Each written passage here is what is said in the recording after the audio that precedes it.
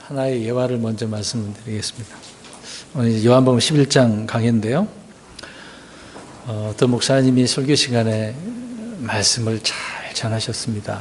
전하시고 있는데 이제 나이 드신 어르신이 여자분이 막 우시더래요.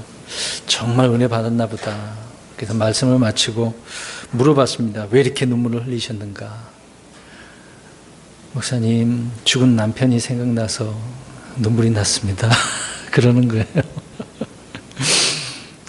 말씀을 듣고 은혜 받아서 눈물이 흘리는 줄 알았더니 설교 시간에 남편 생각, 죽은 남편 생각함으로 눈물을 흘렸다라는 일이 있습니다.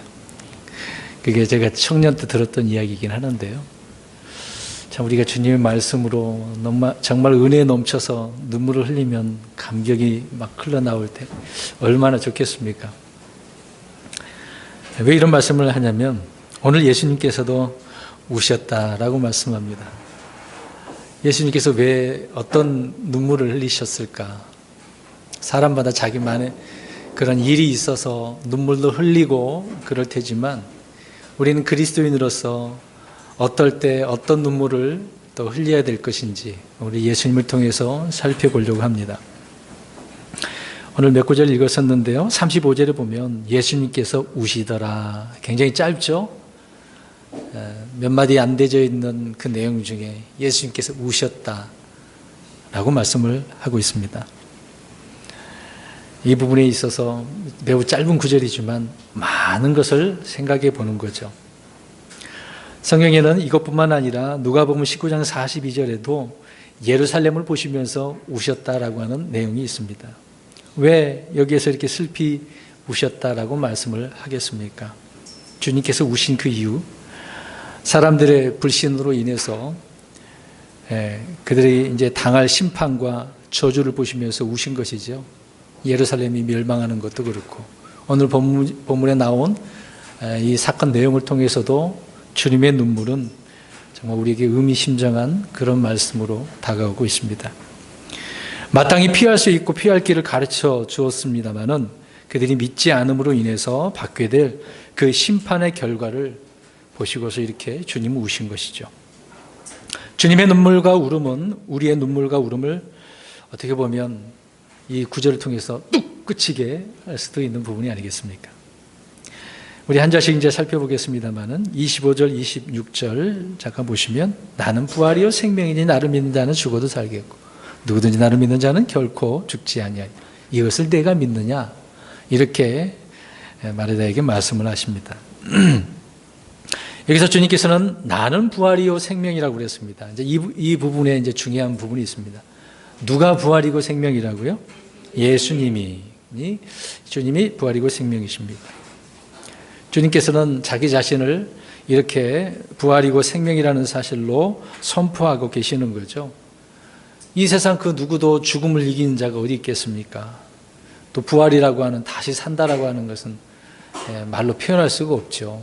물론 영생에 대한 그런 교리도 있고 자기들이 생각하는 바는 있겠습니다만은 예수님이 부활이라는 사실 그 어떤 종교에도 있지 않은 것을 우리가 보게 되어집니다. 마르다는 물론이고 또 당시의 바리새인들과 유대인들은 모두 부활을 믿었지만 주님께서 부활이라는 사실은 그들이 알지 못했다는 거죠. 제자들 역시도 마찬가지입니다. 예수 그리스도께서 부활이라는 그 사실을 알지 못했던 거죠. 이렇게 지금 이 사건을 통해 나사로의 죽음을 통해 말씀하고 있는데도 불구하고 그것까지 생각을 못하고 있다는 겁니다. 그들은 막연히 언젠가 부활할 것을 알고는 있었어요. 그런 믿는 부활신앙. 근데 그것과 나는 부활이요 생명이다 라고 하는 주님의 말씀대로 부활과 생명이신 주님을 믿는 신앙은 어떤 이론적인 부분, 그거와 또 실제적인 부분과 차이가 있겠죠. 큰 차이를 우리에게 보여주고 있습니다. 우리가 물론 마르다 역시 내용을 보면 마르다도 부활 신앙이 있었습니다. 부활을 믿었어요. 그러나 그들은 죽음을 두려워했고 슬퍼했잖아요. 지금 자기 오라비 나사로가 죽은 것으로 인해서 유대인들도 다 모여가지고 지금 슬피 울고 있지 않습니까? 그들은 죽음 앞에 절망을 하고 있는 내용을 보게 되어지죠. 이들뿐만 아니라 유대인들도 다 마찬가지입니다. 그러나 그들은 죽음을 정말로 두려워한 그 모습을 보게 되어집니다. 이것은 오늘날 믿는 신약교회 신자들이 예수님을 믿는다고 하지만 죽음에 대해서 어떻게 생각할까요? 굉장히 공포감으로 느껴지고 싫어하죠. 또 무서워하고 병이 들면 죽을까 봐 두려워하는 것과 마찬가지다라는 것을 알 수가 있습니다. 부활이신 우리 주님을 믿는 것이 아니라 언젠가 알 수 없는 그런 날에 부활할 거다. 이제 그 정도의 믿음이라는 것입니다. 그것이 전부라는 거죠. 부활이 실제가 아니라 그들은 어떤 이론으로만 지금 생각하고 있었던 것입니다. 종교적인 그런 신념. 이제 그런 정도에 그친다라고 한다면 죽음의 공포는 두려울 수밖에 없는 거죠. 우리 그리스도인들이 모두 정말 주님을 믿다가 순교자로서의 삶을 살아가야 되는데 그러지 못한 경우 그것은 이 부활의 신앙의 소유자가 아닌 경우가 많다는 것이죠. 그것이 이제 구원 못 받았다 그런 말은 아니지만 그 믿음의 신뢰와 확고함이 좀 부족한 면을 볼 수 있는 것입니다. 마르다는 부활을 믿고 있었습니다마는 주님은 마르다에게 부활을 믿느냐 영생을 믿느냐 그렇게 얘기하지 않았습니다. 뭐라고 그랬습니까? 오늘 보면 읽었잖아요. 25절 26절에 내가 부활이고 내가 생명이다. 이 사실을 내가 믿느냐. 자 보세요. 분명히 마르다는 부활을 믿었어요? 안 믿었어요? 언젠가 부활할 거다. 그걸 믿었잖아요. 근데 누가 부활이라고요? 예수님이. 이제 포인트가 거기라는 거죠. 내가 부활이야. 그거를 지금 예수님께서 알려주고자 하는 목적이죠. 기독교 내에서도 우리 형제님 부활 믿습니까? 그렇죠. 이제 그렇게 다 대답을 하잖아요. 근데 주님은 지금 뭐라고 그러시는 거예요? 내가 부활이다. 주님이 부활하는 사실을 믿으라는 거죠. 언젠가 부활할 것입니다. 그게 아니라 주님이 부활이라는 사실. 뭐 이런 예는 기독교뿐만 아니라 불교도 영생이 있어요, 없어요? 그렇죠. 자기는 나름대로 극락이라고 하는 것이 있지 않습니까? 회교도도 마찬가지고, 뭐 그들은 이제 윤회 사상도 있기 때문에 어느 종교나 이렇게 다 마찬가지로 영생에 대한 교리는 가지고 있습니다. 영생을 믿는다, 부활을 믿는다. 그게 중요한 게 아니라 누가 부활이란 이야기죠. 예수님이. 석가가 부활입니까? 아니라는 거죠. 예수님이 부활이다. 그걸 믿으라고 지금 말씀하고 있는 것입니다. 그러니까 믿음의 대상이 누구라는 거예요? 예수님, 우리 하나님이라는 거죠. 다른 데다 두지 말라 그 얘기를 하고 있는 겁니다. 주님은 그 대상이 자신임을 계속해서 이렇게 선포하시고 거기에 이제 집중하도록 하고 계시는 것이죠. 우리가 승리를 믿는다라고 할 때 그것은 의미 없는 말입니다. 사실 우리는 승리할 겁니다. 그렇게 얘기하잖아요. 근데 누가 승리라고요? 예수님이. 이게 좀 바뀌어져야 됩니다. 이제 바르게 우리가 인식을 고쳐야 되겠죠. 예. 우리가 또 진리를 믿는다라고 할 때 어떻게 말을 해야 됩니까? 예수님이 진리인 것을 믿습니다. 그게 정답이 되겠죠. 오늘 말씀과 요한복음 14장 6절에 내가 길이요 진리요 생명이라고 그랬잖아요. 누가? 예수님이. 이걸 먹으면 생명이 영원해집니다. 그런 문제가 아니라 예수님이 그런 분이라는 거죠. 또 그 외에도 우리는 믿음에 대해서 사랑, 소망, 승리, 뭐 부활, 영생 등 좋은 말들을 갖다가 막 암송하고 그러긴 하잖아요. 뭐 그건 잘못됐다고 할 수는 없겠습니다만은. 근데 주님이 믿음의 주시고 영광의 소망이시고 사랑이시고 또 주님이 승리이시고 주님이 부활이시고 주님이 영원한 생명이라는 사실, 이것이 믿는 것이 참된 믿음이다 라는 것을 지금 말씀해 주고 있는 것입니다. 부활과 영생을 믿는 그 자체가 믿지 않는 것보다 물론 낫겠습니다만은 주님은 지금 마르다에게 무엇을 더 가르쳐 줍니까? 한 단계 더 나아가서, 그것도 좋지만 더 나아가서 누가 부활이고 생명이다? 예수님이. 그걸 그래서 물어보시는 거예요. 그걸 믿니? 그렇게 해요. 이렇게 주님은 마르다에게 사람이 다시 부활하는 그 원리와 이유와 또 그 방법을 이렇게 한마디로 말씀을 해 주었던 것이죠. 그것이 바로 나는 부활이요 생명이다 라고 말씀하신 것을 통해서 알 수가 있습니다. 주님이 의이시면, 그것을 우리가 주님을 믿으면 의롭게 되어지는 것은 당연한 건 아니겠습니까? 또 주님을 믿으면 우리가 주님 빛이시기 때문에 그 빛을 바라며 살게 되어지는 거죠. 이렇게 주님의 그 어떠하심을 우리는 믿으면 그 믿음대로 그러하게 된다라고 하는 것이 성경의 진리라고 하는 것입니다. 주님 마르다에게뿐만 아니라 모든 믿음의 사람들이 이 진리를 알고 배우고 누리기를 원하고 있다는 것입니다. 자, 그래서 여기 보세요. 주님은 뭐뭐이시다라고 보다도 그것뿐만 아니라 믿을 때 우리에게 무엇이 되신다. 부활이 되신다. 그렇게 해야 되나요? 부활이십니다. 부활이 되신다. 그렇게 우리가 생각하면 되겠죠. 아무튼 마르다는 이런 고백을 통해서 믿음 있는 사람인 것은 분명하게 할 것인데 좀 더 나아가는 좀 더 깊은 성숙한 그런 믿음의 사람을 주님께서 요구하고 있었다는 것을 알고 있는 거죠. 아무튼 주님이 그리스도시고 하나님의 아들이심을 믿는 것이 중요한 사실이긴 하지만 칭찬받을 만한 그런 믿음이긴 하지만 마르다에게 필요한 것은 예수님이 부활이고 생명이라는 것, 그것을 믿느냐라고 하는 것이겠죠. 근데 우리가 이제 막상 어떤 사건이 터지면 평소에 우리는 이론적으로 이렇게 알고는 있어요. 근데 힘든 일이 생겼단 말이에요. 근데 실제로 그런 일에 부딪히게 되어지면 내 믿음이 온데가도 없는 그런 상태에 있을 때가 많이 있습니다. 특히 이제 병에 걸렸을 때 갑자기 사업을 했는데 그냥 망해버렸어. 주님이 도와줄 줄 알고 막 하긴 했는데, 그럴 때 우리가 주님을 얼마만큼 믿음의 그 성숙이 이제 그걸 드러나는 부분이 아니겠습니까? 참 뭐 곤란에 처할 때나 슬픔에 잠길 때 건져주시고 또 위로해 주시는 그 주님을 우리가 믿어야 되는 거죠. 힘들든 힘들지 않든 모든 상황 가운데서도 주님이 우리와 함께 한다는 사실을 믿는 사람, 굉장히 그런 믿음이 중요한 부분인 것입니다. 아무튼 25절, 26절, 27절 통해서 이것을 말씀을 하고 있으시네요. 그 다음에 28절을 보십시오. 이렇게 말하고 그녀가 자기 길로 가서 은밀히 자기 동생 마리아를 불러 이르되 선생님께서 오셔서 너를 부르신다 라고 이렇게 말씀을 하고 있습니다. 그런데 이 내용을 우리가 딱 읽어보게 되어지면 주님이 지금 마리아를 찾는 장면이, 부르시는 장면 내용이 있습니까? 없어요. 그거 기록되어 있지 않아요. 근데 마르다가 마리아에게 자기가 뭔가 그냥 말하고 싶어서 뭐 실망을 해서 그런지 그건 모르겠습니다. 아무튼 동생을 부르는 장면을 우리가 보게 되어지는 거죠. 근데 그까지 주님께서 그렇게 질문을 하셨으면 그것이 뭔데요? 알려주세요. 더 막 꼬지게 집요하게 물어서 답을 얻어내야 되는 건데 지금 답을 못 얻은 것 같아요.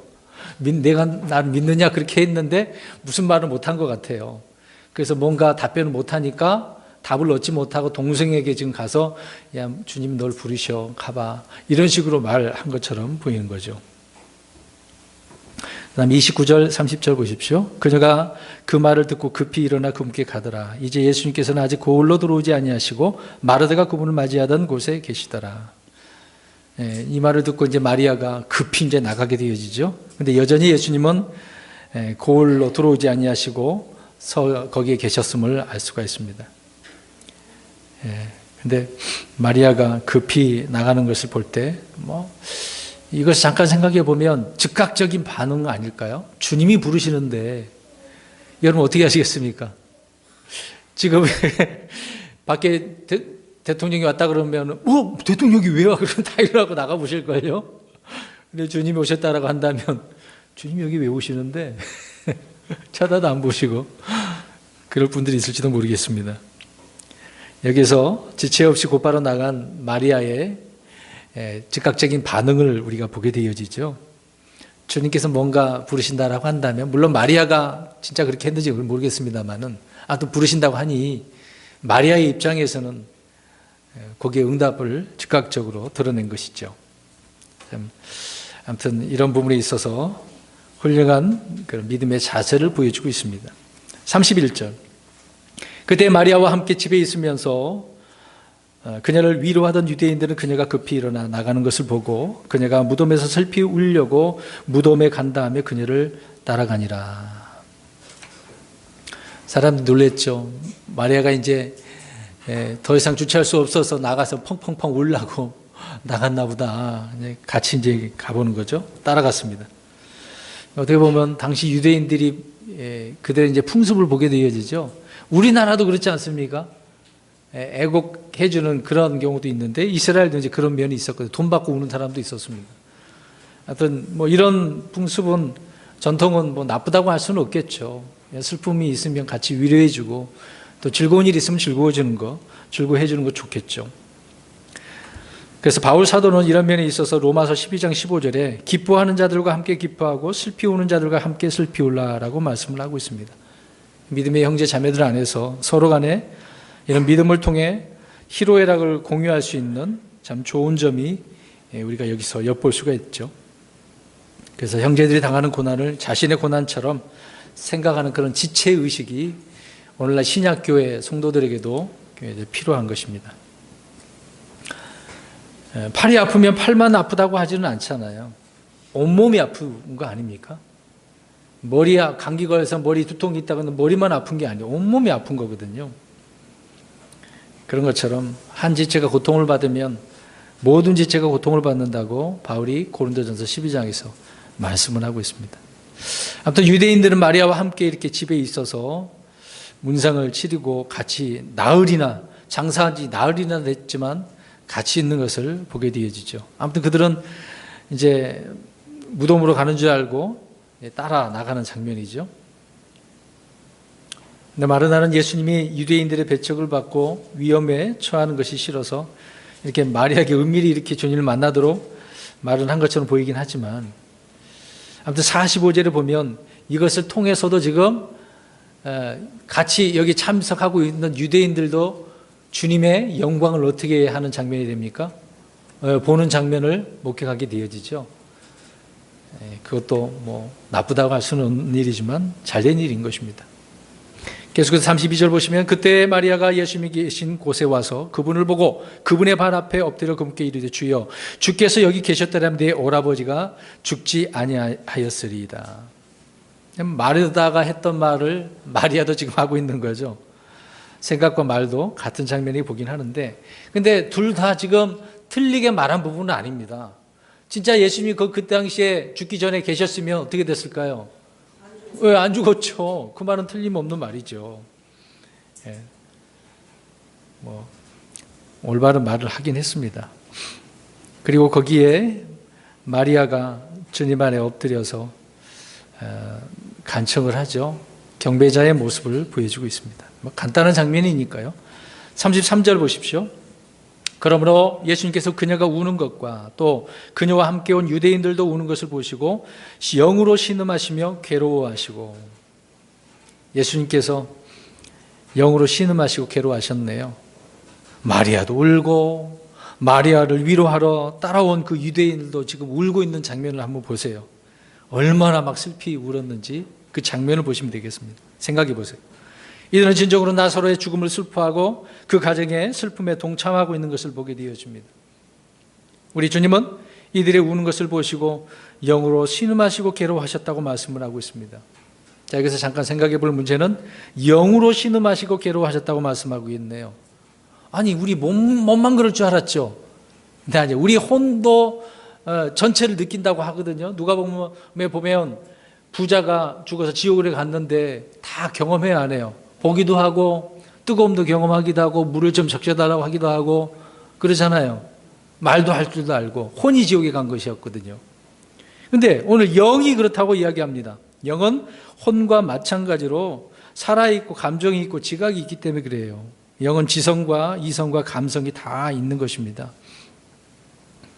영은 또 혼과 마찬가지로 슬픔과 기쁨을 표현하기도 하고 또 몸이나 혼과 마찬가지로 인격적인 사람을 이야기할 때도 영 그렇게 표현하고 있는 것이죠. 혼도 사람이고 영도 사람이고 몸도 사람이에요. 단지 우리 사람에게는 이 세 가지가 지금 나눠져 있는 겁니다. 영혼 몸을 이해 못하면 우리 킹제임스 신약 안에서 말씀을 전하는 그 내용들이 잘 이해가 안 되는 거예요.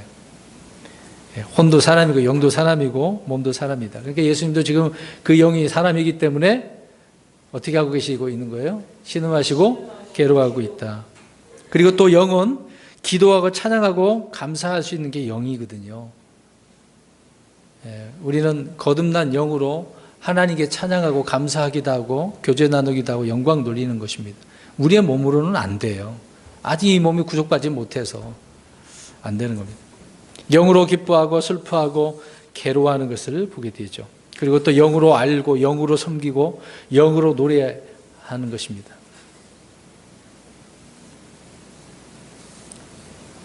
아무튼 우리 주님의 영은 사람 그 자체를 설명하고 있기 때문에 신음하고 괴로워하셨다. 그 내용이 33절을 설명하고 있습니다. 34절 보시기 바랍니다. 이르시되 너희가 그를 어디에 두었느냐 하시니 그들이 금께 이르되 주여 와서 보시옵소서 하매 주님 울고 있는 그들에게 어디에 두었는지 물어보고 계시네요. 성경에서 주님이 사람들에게 물으실 때 무엇을 물으실 때 몰라서 물어보시냐 이 말이죠. 주님이 알고 계세요? 모르고 계세요?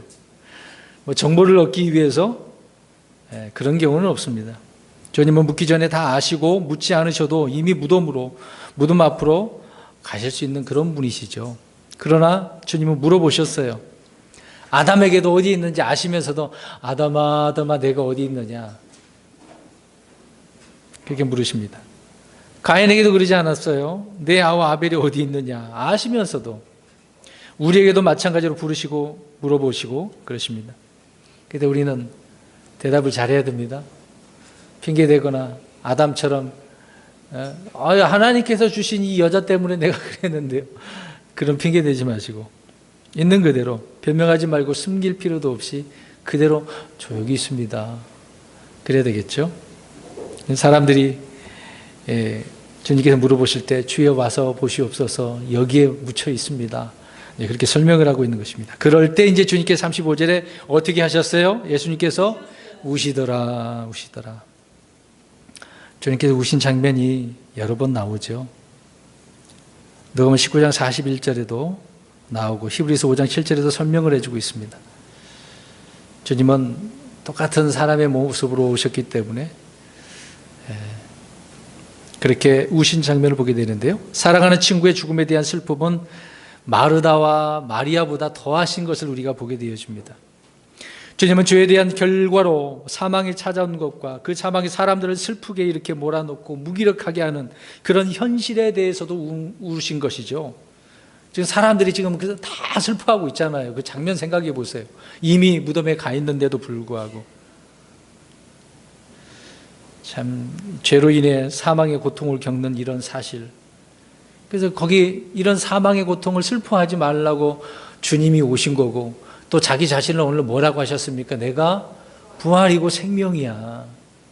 더 이상 내가 이렇게 했는데 울 필요가 없는데 이제 그것을 보여주고자 하는 그런 의미가 아니겠습니까? 근데 예수님께서 이렇게 우시고 계시네요. 36절 37절 보십시오. 이에 유대인들이 이르되 보라 그분께서 그를 얼마나 사랑하셨는가 하고 그들 중에 어떤 이들은 이르되 눈먼 자의 눈을 열어준 이 사람은 죽지 않게 할 수 없었더냐 하더라. 유대인들은 죽음을 막을 수도 있었던 주님이 단지 여기에서 지금 계시지 않음으로써 나사로가 죽었다는 것, 또 그 죽음을 막지 못한 것에 대해서 지금 슬퍼하는 줄 알고 있어요. 자, 사람들이 왜 슬퍼하는 줄 알아요? 예수님이? 그래요. 주님의 한계를 그들이 정해놓고 이렇게 있는 것을 이야기해주고 있는 것이죠. 참 이게 눈먼 자의 눈도 열어주고 그랬던 분이 이 능히 죽음도 막지 못하는구나. 얼마나 이제 속으로 그렇게 생각을 했겠습니까? 그런 어떤 아쉬움과 원망이 담겨져 있는 거죠. 근데 어떻게 보면 주님을 빈정대는 것 같긴 하긴 하지만 아무튼 그들은 주님의 능력을 믿었던 사람인 것은 분명한 사실인 것입니다. 아무튼 이들 역시 주님이 병을 고치시는 분, 병자를 낫게 하실 수 있는 그런 정도는 알았습니다만은 그 주님이 부활이고 생명하는 사실, 이런 사실도 이 유대인들이 다 모르고 있었던 거죠. 주님을 어떤 분으로 아는가, 누구로 아는가, 전적으로 주님의 말씀을 우리가 믿을 때 가능한 일인 거죠. 그래서 오늘 이것을 우리가 살펴보는 겁니다. 누가 부활이고 생명이라고요? 예수님이. 그냥 부활 자체라는 거예요, 자체. 38절 보겠습니다. 그러므로 예수님께서 다시 속으로 신마시며 무덤에 가셨는데 그 무덤은 동굴이며 그 위에 돌이 놓였더라. 또 속으로 어떻게 하고 계세요? 신음은 뭐 속으로 신음하셨다, 영으로 뭐 신음하셨다, 뭐 같은 내용이라 보시면 될 것 같아요. 굳이 뭐 성경 여기 뭐 적어놓긴 했지만 뭐 찾아보지는 않겠습니다.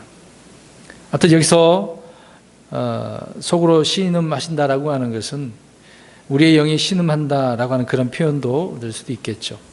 이게 우리의 속과 영이 서로 같이 이렇게 표현되고 있기 때문에 우리 주님께서 속으로 신음하신 그 이유는 정말 걱정해서 근심돼서 어떤 불안이나 공포 때문에 그런 것은 아니죠. 우리는 흔히 막연한 불안과 염려 때문에 속으로 신음할 때가 굉장히 많잖아요. 여러 가지 문제로 우리는 신음합니다. 그러나 우리 주님은 죽은 나사로의 문제로 신음한 것이 아니라 이 문제를 해결하기 위해 곧 자기 자신이 6월절에 어떻게 해요? 그렇죠. 어린 양으로 십자가에 못 박혀 죽고 사흘 밤낮을 그렇게 있다가 다시 일어나는 사실.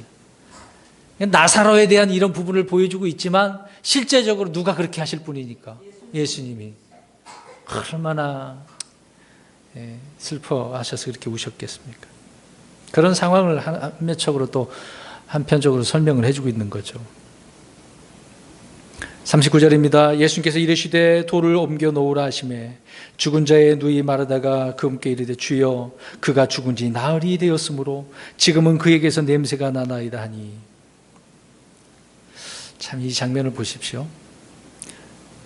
돌을 어떻게 하래요? 옮겨 놓으라. 주님이 하실 수도 있잖아요. 사람에게 또 시키시는 것을 봅니다. 아무튼 사람들이 그것에 따라 이제 순종을 하는 거죠. 근데 문제는 무엇이 있겠습니까? 오늘 내용을 잘 보세요. 39절 잘 보세요. 아무튼 옮겨놨어요. 그런데 누가 태클을 걸어요? 마르다가 뭐라고 그럽니까? 이미 나흘이나 됐는데 냄새나요. 뭐하러 이러려고 그러십니까? 이렇게 얘기하는 거죠. 쉽게 얘기해서.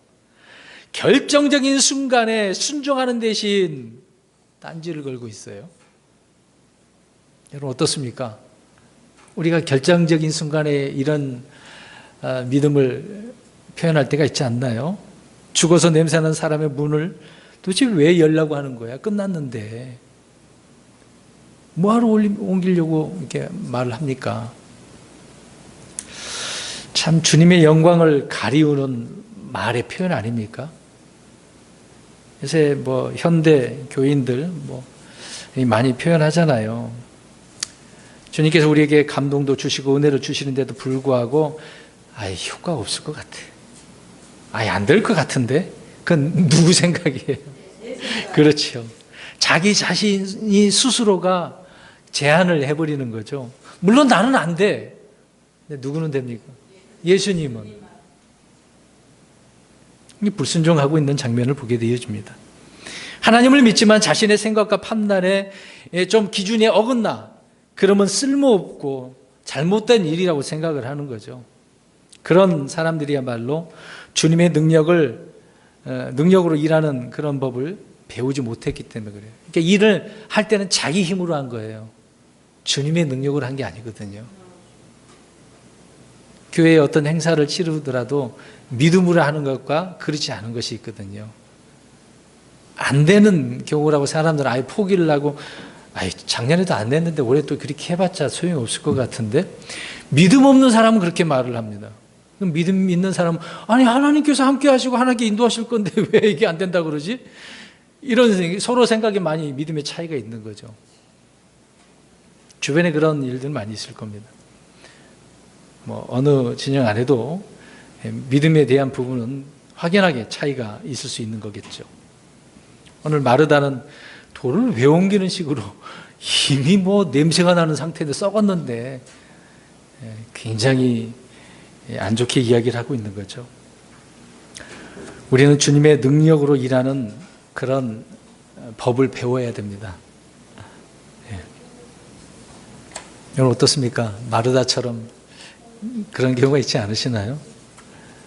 네? 우리 교회에 뭐 여러 가지로 뭐 어려운 부분도 있고 잘 되는 부분도 있지만 그런 부분 속에 에이, 이제 끝났어, 안 돼. 이렇게 생각하는 부분 있지 않나요? 어떤 부분에 있어서 뭐 트러블이 있고, 저분은 교회 떠날 것 같아. 뭐 문제 생겨서 이제 갈라설 것 같아. 뭐 이런 식으로 생각할 수도 있잖아요. 사람이 하는 일은 한계가 있겠지만 주님께서 도우시고 인도하신다면 뭐가 불가능이 있겠습니까? 마지막 40절을 보십시오. 예수님께서 그녀에게 이르시되 내가 네게 말하기를 내가 믿고자 하면 하나님의 영광을 보리라 하지 아니하였느냐 하시니라. 아주 포인트를 찔러주시네요. 우리 예수님께서 마르다에게 내가 이것을 믿느냐라고 물으셨는데 그럼 마르다는 제대로 답변을 해줬습니까? 아니죠. 나는 부활의 생명이라는 사실을 믿으면 죽어도 살겠고 또 영원히 죽지 않는다는 것뿐만 아니라 무엇을 본대요? 하나님의 영광을. 야, 부활 생명도 이거 그것도 대단한 건데 영광도 본대잖아요. 하나님의 영광. 하나님의 영광이라고 하는 것은 주님의 임재와 나타나심을 보게 된다는 것입니다. 우리는 누구나 하나님을 보고 싶어 하죠. 이 땅에서 우리가 보이지 않는 하나님을 보는 방법은 하나님의 영광을 통해서 보는 것입니다. 주님은 하나님의 영광의 광채라고 그랬죠.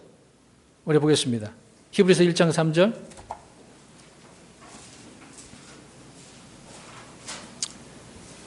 3절. 시작.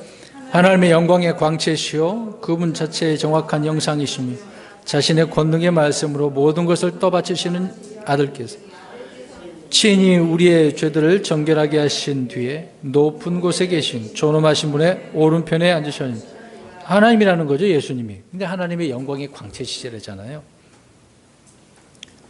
영광을 보게 되어질 터인데 마르다가 주님을 믿으면 예수 그리스도가 하나님이라는 사실을 보게 된다라고 하는 그런 내용이죠. 하나님의 권능과 능력이 드러나는 것을 보게 된다는 것입니다. 언제요?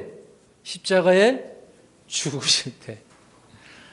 지금 마르다는 나사로를 부활시키는 주님의 권능과 사역을 보게 될 것이지만 주님께서는 말씀하시는 핵심은 자신이 부활이고 생명이심을 믿으면 십자가에 죽으셨다가 3일 만에 어떻게 하셔요? 부활하시는 그 영광스러운 하나님을 보게 될 것이라 그 얘기를 하고 있는 겁니다. 실제로 나사로는 것을 통해서도 말씀한 것뿐만 아니라 지금 나사로의 죽음은 하나님의 영광을 드러낸 일이잖아요.